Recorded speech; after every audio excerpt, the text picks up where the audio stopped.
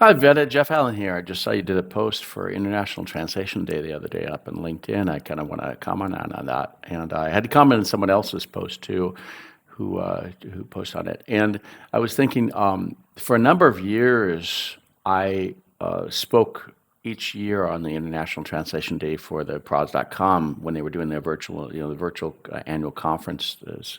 And I did that for 5 or 6 years. And every single, 30th of September we'd be, I'd be giving talks or arranging, organizing panel sessions, for translators throughout the world and up on, that were coming, up on the PROS platform, the PROSy platform.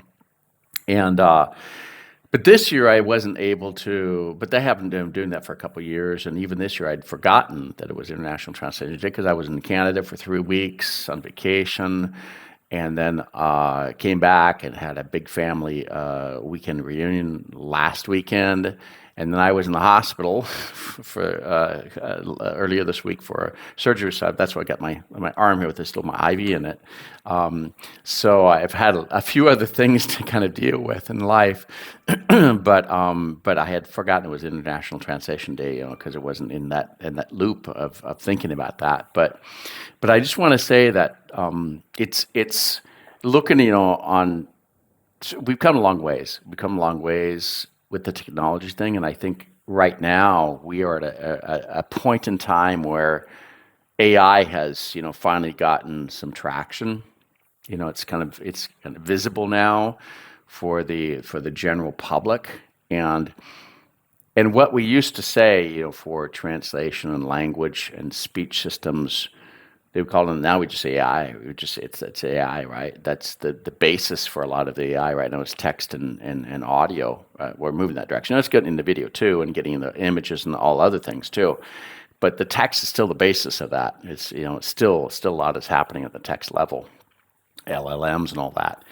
So, but it's really interesting to see all the terms that we're seeing. All this, we're talking about human in the loop, whereas we've said that, years and years ago, 2 decades ago, we'd call it human assisted machine translation or machine assisted human translation. We call it all these different names for it, right?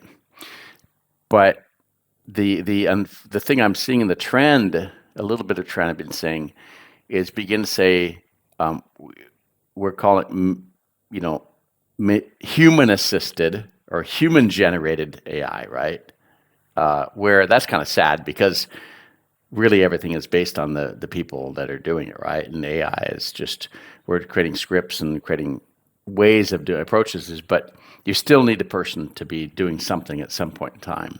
And when we're beginning to call that the machine is the focus, the technology is the focus, and the human is just a little extra part somewhere that you could kind of give way. That's not good, right? Because then we're forgetting the actual the fact that you need to verify things. You still need to check things, and you can't do without it. Now the goal is to do less of that, right? But as much as semi-automated as much as you can, and certain things to have the quality that's acceptable for whatever you're looking for, because that's all pretty subjective. But and we're still working on all these things, but technology is not the answer. It's just a tool, and it's sad to see where a lot of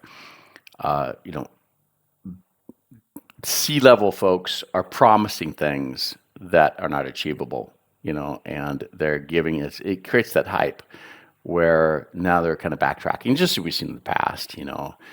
There's a lot of emphasis on it. We'll see how far this goes.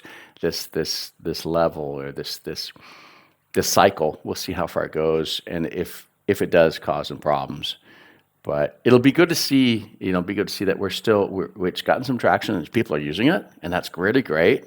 And I see a lot of people talking about what they're doing, professors and people doing research and all kinds of people. Right? They're using, and people creating their outlines and doing things. They're actually using it.